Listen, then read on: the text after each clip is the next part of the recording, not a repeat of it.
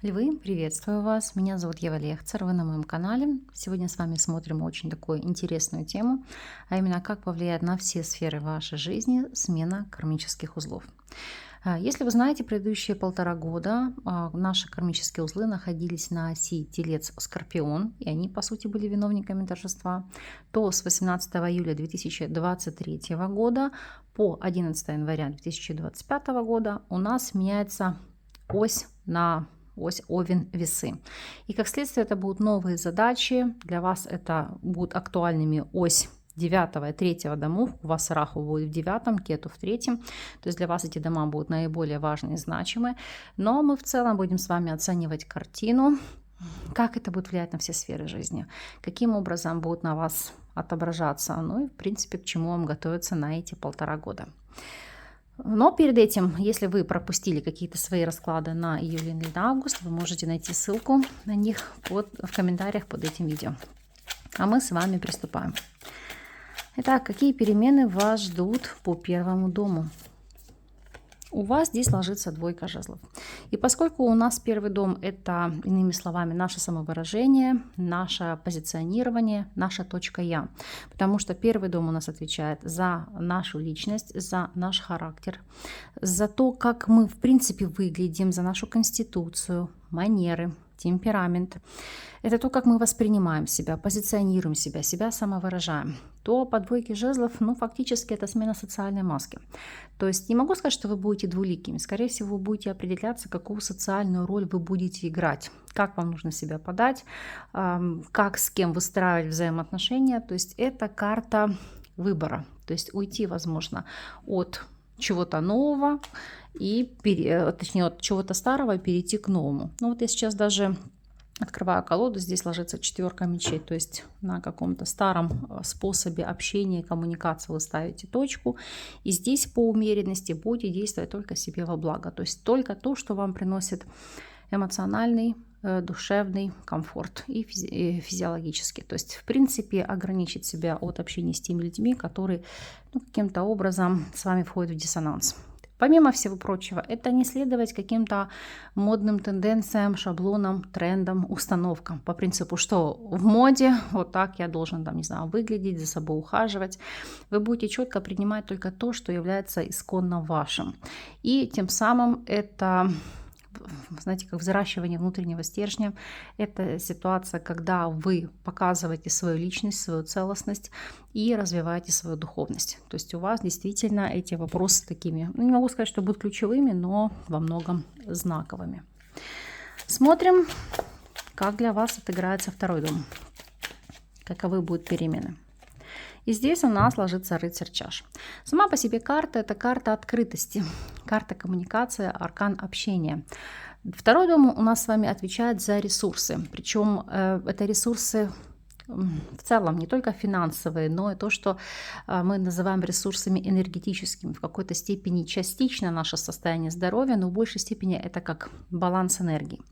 Поскольку второй дом – это у нас точка возможностей, и это наше имущество, это виды трат, это, в принципе, материальные ресурсы, которыми мы обладаем благодаря своим усилиям. Но, помимо всего, это также дом финансовых перспектив. То есть это может быть выигрыш в лотерее, азартных играх, это в принципе, вопрос дохода, бюджета, благосостояния. И вот рыцарь чаш, во-первых, указывает на ситуацию роста доходов, улучшения, увеличения вашего благополучия и благотворного влияния на рост этих доходов со стороны человека водной стихии, рак, скорпион или рыбы. Потому что рыцарь чаш – это лицо, которое перед вами открывает новые возможности, толкает вас к новым видам и источникам заработка, помогает решить какие-то финансовые проблемы, подсказывает, направляет, обучает финансовой грамотности. То есть для вас это, по сути, выйти на новые рубежи. Да, это не старший аркан, это карта двора, но тем не менее она указывает на ситуацию, что в гармонии с собой вы получаете намного больше, чем если вы пытаетесь зарабатывать деньги, идя в противовес каким-то своим убеждениям. Или вы ходите на работу ради заработка, а работу люто ненавидите, потому что это будет отображаться и на ваших ресурсах, на количестве заработка и на вашем состоянии. Но помимо всего прочего, эта карта показывает ситуацию, когда энергия растет, когда она у вас действительно стабилизируется, вы становитесь эмоционально спокойными, у вас ситуация комфорта, нет внутренних страхов и переживаний, потому что есть финансовая почва, опора, стабильность. И от этого, конечно же, вам действительно становится лучше. Анализируем третий дом. Итак, что у вас здесь? Ну, не зря у вас ключевой является ось 9-го, 3-го домов, я вам уже об этом говорила, потому что по 3-му дому у вас здесь идет аркан суд. 3-й дом – это дом коммуникации или точка коммуникации, как у нас его называют. Отвечает у нас за наше общение, за наши взаимоотношения с близкими, с братьями, сестрами, за общение с вашим окружением, соседи, знакомые, могут быть даже коллеги. И еще, помимо всего прочего, это наша деловая жизнь. То есть это командировки, переезды, поездки, переписки, коммуникации. То есть, знаете, такой повседневный служебный хаос, можно так назвать. Но и это также еще дом, который у нас отвечает за средства передвижения, то есть это вопросы покупки и продажи транспортных средств, это просто общение, это приятели, это вопросы начального и среднего образования, это развитие вашего интеллекта, это курсы, тренинги, мастер-классы, вебинары, семинары. И помимо всего прочего, поскольку это дом также отвечает и за нашу нервную систему, а у вас здесь ложится аркан суд, это восстановление. Итак, давайте разбирать поэтапно. По этой карте это будет восстановление общения и взаимоотношений с близкими, с родственниками, с братьями, с сестрами. У кого-то это наладить контакты с бывшими коллегами или работодателями, с бывшими партнерами, с заказчиками. Кто-то может для себя параллельно вернуться на прежнюю работу и в прежнюю нишу, где вы работали, и коммуницировать с этим кругом людей. Далее, аркан суд. Это могут быть поездки, связанные не только с работой, с общением, но и с вашими близкими, поездки на родину, либо в те места, где вы родились, выросли. Опять же, этот аркан говорит о переписках, об установлении контактов, то есть общаться по поводу заключения каких-то нотариальных сделок, вопросов наследства, дарственных и так далее. Если же это касается вопросов транспортных средств, это может быть вопрос смены или восстановления поврежденного автомобиля. Помимо всего прочего, карта, которая говорит о том, что вы можете переписать авто на кого-то из своих родственников. Ну, у каждого свои убеждения, свои причины, почему, допустим, так необходимо будет сделать. Но у вас по 3-му дому проходит именно такая ситуация. Ну и в целом, если вы ранее вели преподавательскую деятельность, то есть курсы, мастер-классы, то вы это можете возобновить, восстановить и, как следствие, это дальше курировать. Или же, опять же, сами желание возродиться, восстановить уровень профессионализма, идти на соответствующие тренинги или вебинары, где вы можете обновить свои знания, получить профессиональный рост, ну и, как следствие, двигаться дальше. Смотрим, о чем будет для вас говорить 4-й дом. Паж мечей.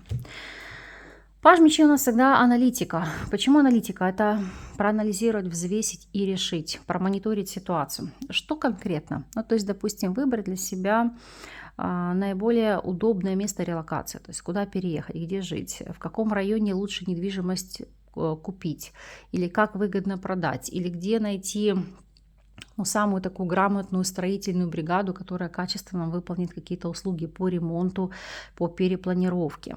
Ну и в целом у нас 4-й дом, мы называем его точка фундамента или основа жизни. Почему? Потому что это точка нашего происхождения.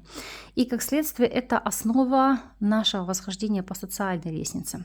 У многих это еще прорабатывать травмы детства. Почему? Потому что анализировать где какие есть родительские установки, где вы сами что-то там накосячили в детстве, не понимали, не осознавали.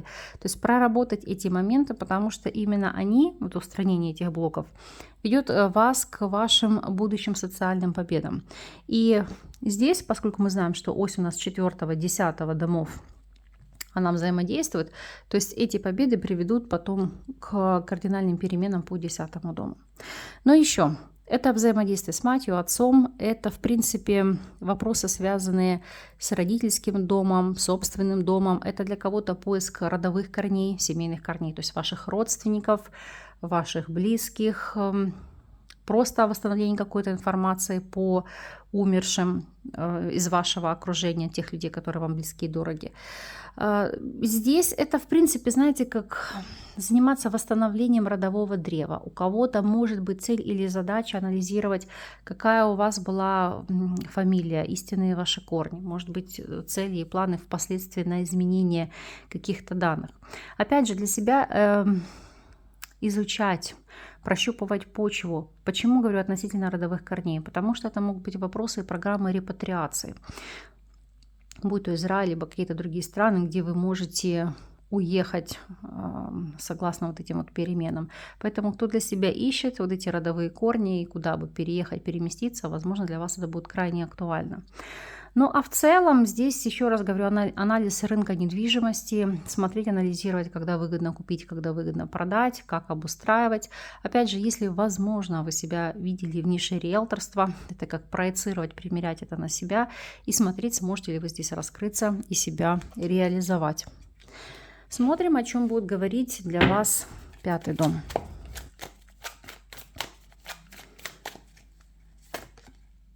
И у нас здесь ложится 10 жезлов. Что могу сказать? Поскольку у нас 5-й дом – это точка влечений, или как мы его называем, дом досуга, хобби, это разного рода у нас удовольствия. Помимо всего прочего, это дом детей, это дом, который связан с любовниками, любовницами, это дом, который у нас отвечает, в принципе, за игру, за азарт, за творчество, искусство, успех, славу, за развлечение. Ну и, как следствие, это проекция. То, чем вы будете заниматься. Так вот, 10 жезлов. О чем может указывать и говорить? Если у вас есть дети или внуки, это могут быть сложные, напряженные взаимоотношения с ними. Плюс на себя можете взвалить их тяготы и заботы. Ну, будь то помощь там, вашим детям с внуками или просто решать какие-то повседневные вопросы, задачи ваших детей. Если не брать во внимание этот момент, вопросы зачатия, деторождения. Вот здесь могут быть сложности. Здесь нужно будет восстанавливать здоровье и смотреть, что можно изменить и как повлиять на ситуацию. И если это касается хобби и увлечений, по 10 жезлов, это, как говорится, вы можете быть перегружены ими, потому что у вас может быть, знаете, как разноплановость, разнозадачность. Одновременно нравится и это, и то, 5 и 10, и вы себя можете загружать по максимуму, пробовать одновременно и все. То есть ходите там и на теннис, и на плавание, на верховую езду, или там увлекаетесь курсами кройки и шитья. Но я образно говорю, у каждого здесь свое. Ну, то есть здесь перегруз. С одной стороны, это хорошо, с другой стороны, плохо. С одной стороны, вы себя ищете, и это правильно. Но здесь все-таки важно не распылять энергию, потому что тем самым вы не получите, ну, по сути, выхлопа нигде. Здесь лучше, знаете, как систематизировать то, что вы имеете, и, по сути, обозначить для себя там 2-3 ниши, в которых вы хотели бы раскрываться или себя реализовать. И если это касается вопросов взаимоотношений с любовниками и любовницами, то в данном случае этот аркан говорит, что эти отношения будут тяжелыми, обременительными, ну и вам они будут не кстати. Смотрим 6-й дом. О чем здесь будет идти речь? Так, по 6-му дому у нас здесь ложится королева мечей. Поскольку у нас 6-й дом отвечает, по сути, за 2 сферы. Это работа и это здоровье. Почему именно так и в таком ключе, а не иначе? Потому что этот дом называется точка силы. И вот эти наши ежедневные, повседневные обязанности, рутина, быт, забота о здоровье, это все являются ключевыми факторами этого дома. Потому что он указывает на то, как комфортно организованные нами трудовые усилия являются залогом физического, психического, ментального здоровья. То есть, иными словами, одно связано с другим. Если вы являетесь трудоголиком и перерабатываете, это, к сожалению, негативным образом будет сказываться на вашем здоровье. Или наоборот, если вы слишком пассивный, ленивый, ничего не делаете, это опять же будет сказываться на вашем здоровье. Но в целом, королева мечей, как мы понимаем, карта двора, женщина воздушной стихии, весы, водолей или близнецы. Сама по себе карта, она указывает на взаимодействие с медработниками, то есть это врачи, это анализы, это диагностика. С точки зрения работы, это не могу сказать, что прям в чем-то предвзятое отношение к вам. Это могут быть проверки, это могут быть, конечно, придирки качества вашей работы или уровня профессионализма. То есть здесь ваша задача пройти проверку на прочность. Если это брать во внимание домашних питомцев, то здесь вопросы получения каких-то справок, уточнения родословной, опять же, прививки и прочее, прочее. Но мы сейчас раскроем этот аркан, чтобы для вас это было более понятно. Почему? Потому что этот дом отвечает и за наше самочувствие, и болезни, и лечение, то есть процессы восстановления в целом. И здесь, как мы видим, ложится аркан Солнце. То есть 6-й дом для вас будет плодотворен. Здесь идут вопросы позитивной динамики лечения, восстановления, укрепления ваших сил. И, знаете, как работа, которая приносит радость. Проверки, которые проходите с легкостью, без заминки и без задоринки. Смотрим 7-й дом. О чем здесь будет идти речь? 7-й дом. Снова Солнце, но, видимо, так нужно. 7-й дом, дом партнерства. И мы его называем как дом брака, дом деловых, партнерских взаимоотношений. Почему? Потому что очень часто его еще называют точка «ты». Почему точка «ты»? Ось 1-7 домов. То есть, по сути, партнеры, которые окружают нас в жизни, они нас зеркалят. Вот то, что мы проецируем вовне, такие люди к нам идут для отработки кармы, для прокачки нашей энергии, для решения тех либо иных задач. Ну и, как следствие, говорят, подобное притягивает подобное. Поэтому, если вы хотите меняться, личностно расти, вы должны меняться сами. Здесь плодотворный аркан Солнце. Итак, в этом доме это, конечно же, партнерство, которое делает вас радостным, делает вас счастливым. Это партнеры как по бизнесу, так и по личной жизни, потому что это в целом общественные связи, союзы. Это партнерство по добровольному соглашению, кооперация, трудовой договор. То есть это официальные браки, это венчание, это какая-то совместная деятельность. Ну, в целом, это вопросы совместных проектов, договоров. Здесь могут проходить судебные процессы, но вы видите по Солнцу, они вами будут выиграны. Опять же, если это акцент на врагов и на конкурентов, потому что они нас тоже зеркалят, тоже нас, так сказать, подсвечивают, то это по Солнцу выявить и обезоружить ваших конкурентов, ваше окружение, потому что вам здесь не будет равных. И вообще, как мы видим, этот дом для вас будет тоже немало значимым. Для девушек, для женщин по королю Пентаклей здесь может идти знакомство с мужчиной земной стихии, с которым у вас может быть стабильная связь. Для тех же, кто уже в браке, это укрепление отношений, плюс материальная подпитка и какие-то общие цели и задачи. Для мужчин, видите, по дураку, это будет новое увлечение, новая пассия, и для вас, как следствие, новые эмоции. Поэтому здесь действительно это продуктивный для вас дом и продуктивный период. Анализируем 8-й дом. Что у вас здесь? Башня. Ох. Будем уточнять этот аркан. Объясню сейчас почему. У нас 8-й дом, как мы называем его, точка границ. Дом жизни и смерти. Почему именно так? Потому что знак Скорпиона у нас соответствует знаку смерти, знаку Феникса, да, то есть возрождаться из пепла, перерождаться, трансформация, перемены. И вот здесь эта вот точка границ, она указывает на врата, на переход к новой жизни. Ну и как следствие, конечно же, она отвечает за материальные ценности, за финансовые дела вашего делового или брачного партнера. Ну и в целом это дом капиталов, наследства, страховок, завещания, нотариальных сделок, преобразования, вопросы продолжительности жизни, тайны, секса, оккультных способностей. Конечно же, это дом смерти, поэтому будем анализировать, о чем здесь конкретно у нас идет речь, ну и в каком ключе здесь идет информация. Итак, башня и туз жезлов. Смотрим. Если брать с точки зрения финансов, это получить кредит, суду, кредитование в какой-либо финансовой инстанции. То есть получить чужие деньги на решение своих вопросов и задач. Для кого-то элементарно могут быть вопросы взять для себя ипотеку. Далее, башня, туз жезлов. Вкладывать чужие деньги вашего партнера, делового или по браку, в недвижимость. И неважно, она может быть жилая или коммерческая. С точки зрения тайн, башня, туз жезлов. Здесь Вы понимаете, что тайна, которая может разрушить чью-то жизнь, это хранить, это структурировать. Почему? Потому что, обратите внимание, башня здесь в виде маяка, она не разрушена. То есть храните эту энергию в себе. Думаю, вам видно, да? Конкретно в этой колоде. То есть это структура, это целостность. С точки зрения оккультных способностей, они действительно у вас могут просыпаться, кипеть, проситься наружу. И это может быть в абсолютно любой нише. Будь то вы увлекаетесь психологией, практиками НЛП, гипнотерапией, рейки, чем угодно. Все то, что связано с прокачкой энергии и возможностями влиять на третьи лица, на круг вашего окружения.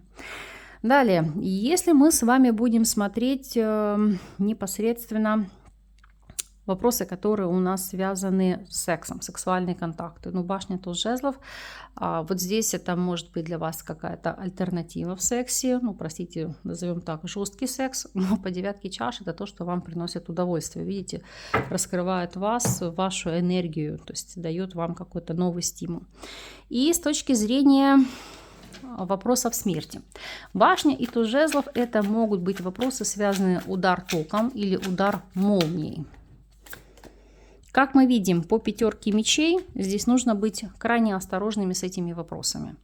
То есть, чтобы не создать пожар, там, не курить в постели в состоянии алкогольного опьянения, во время грозы там, не стараться, не знаю, там, быть на какой-то высокой местности, потому что здесь стараться беречь себя от поражения. Потому что, видите, даже тройка жезлов, то есть не быть на каких-то высоких местах, не быть, знаете, как... Господи, хотела сказать быстро это на русском. Назову так, приемом чужой энергии, да, то есть чтобы не было поражения током и прочими моментами. Поэтому берегите здесь себя. Если такой риск, да, к сожалению, здесь есть. Поэтому нужно быть осторожными.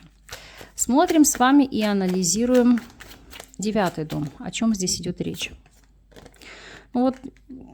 Вы помните, да, я вам в начале видео говорила, что у вас будут аспектированы 3-й и 9-й дома, ось. Вот посмотрите, здесь вышли старшие арканы. Насколько для вас это продуктивно и плодотворно? Здесь ложится колесо фортуны.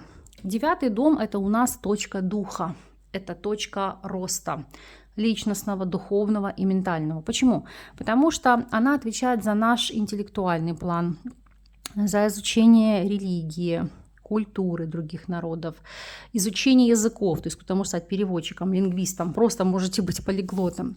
Это путешествия, особенно дальние. То есть если вы намеревались эмигрировать, переехать или просто много путешествовать, это ваше. Или если вы хотели себя раскрыть и реализовать в сфере туризма, это тоже ваше. Или вы хотели пойти получить образование, второе высшее, дип-отношения, тоже ваше.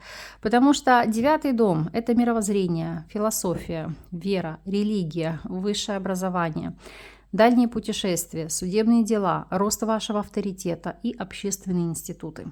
То есть здесь, если вы собрались получить дополнительное высшее образование, это во благо. Решение каких-то судебных процессов будет решаться легко, быстро и, знаете, как без каких-то заминок. Это помощь и поддержка в каких-то госучреждениях и структурах.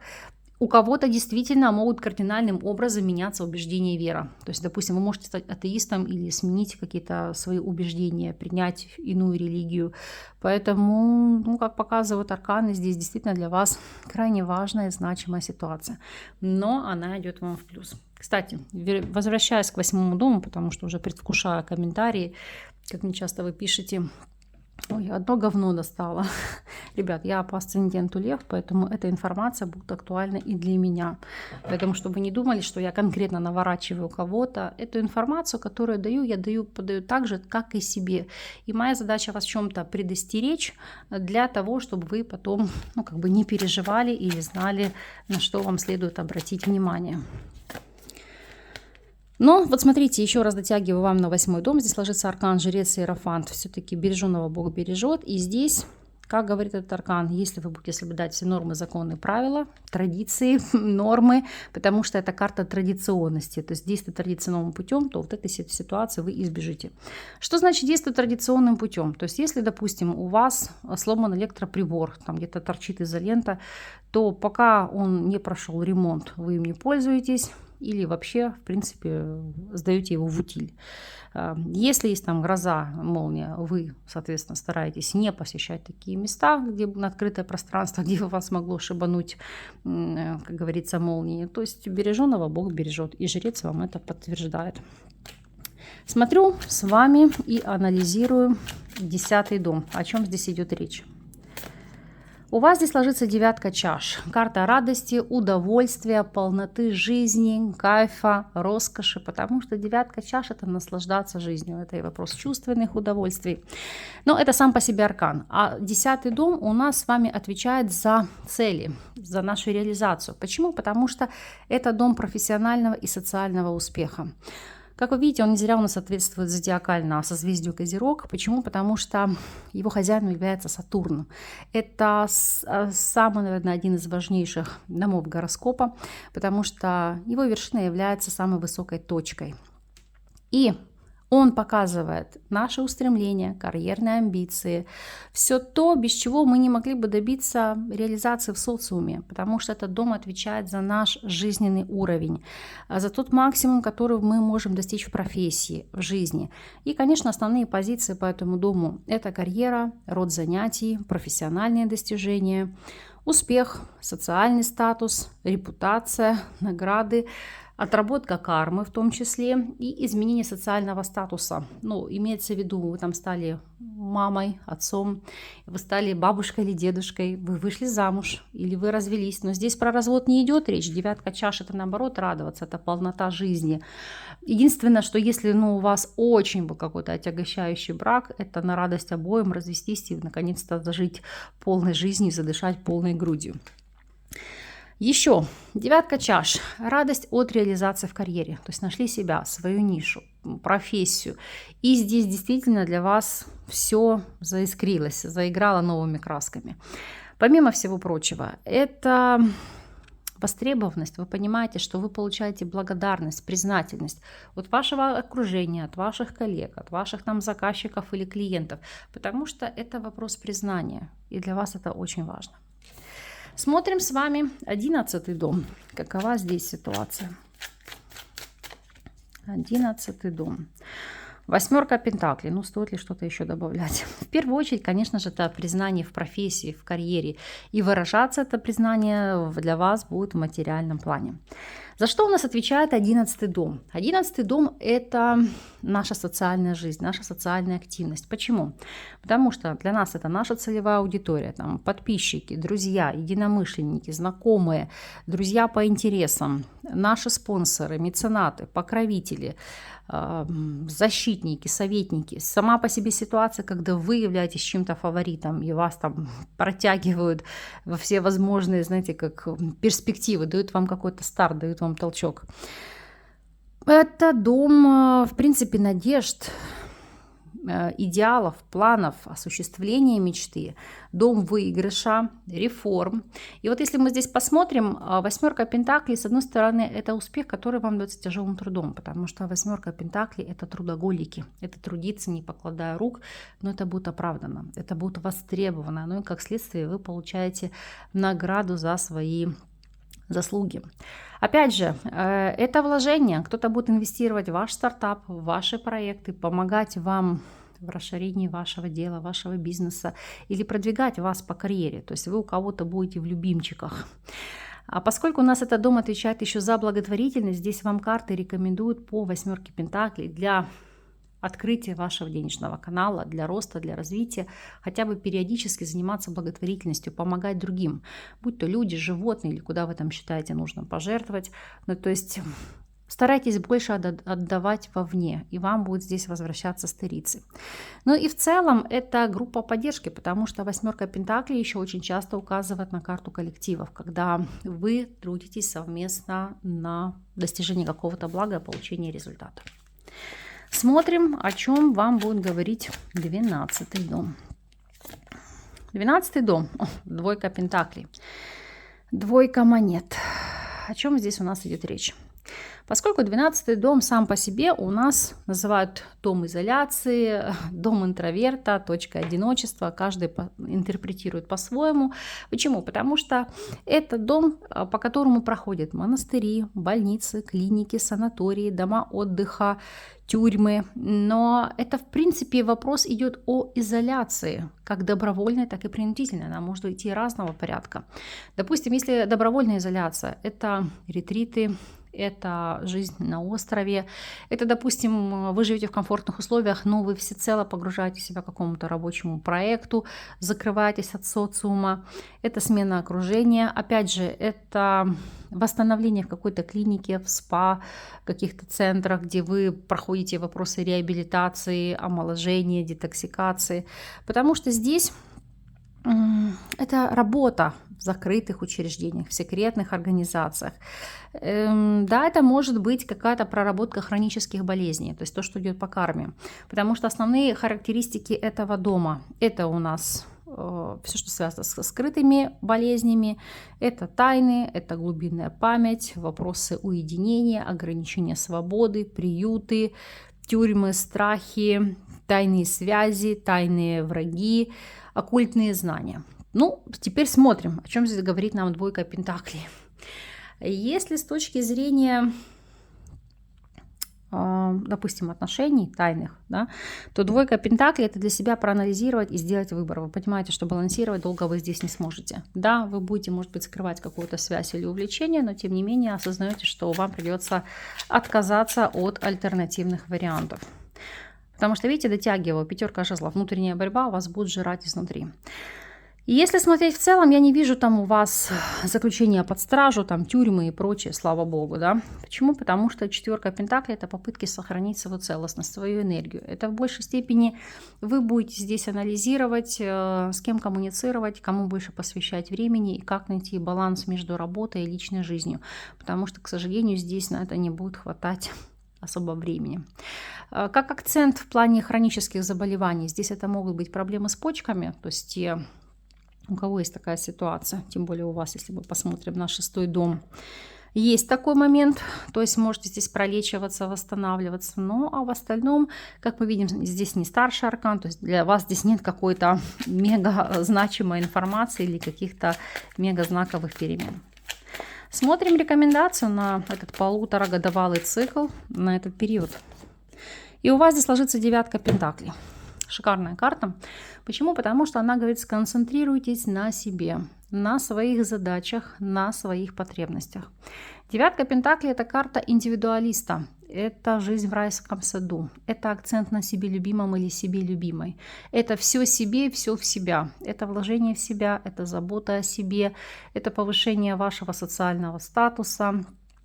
Это ваше развитие, это приумножение благ, это как выйти на новую социальную ступень. Причем я говорю не только в плане заработка, знакомств, развития. Здесь вырасти ментально, духовно, то есть дотянуться до этой планки. И помимо всего прочего, тут действительно колоссальные такие вложения в плане здоровья, укрепить себя, внутренние силы. Почему? Потому что вы понимаете, что это дает вам ресурс для новых свершений. Действуйте, я уверена, у вас все получится. На самом деле период у вас прекрасный, пусть так и будет. Я от вас буду ждать обратной связи, поэтому по прошествии периода или в течение периода не забудьте коммуницировать, давать ваш энергообмен. Всегда благодарна за ваши лайки, комментарии, за ваши донаты. С вами не прощаюсь. Обязательно услышимся в следующих видео.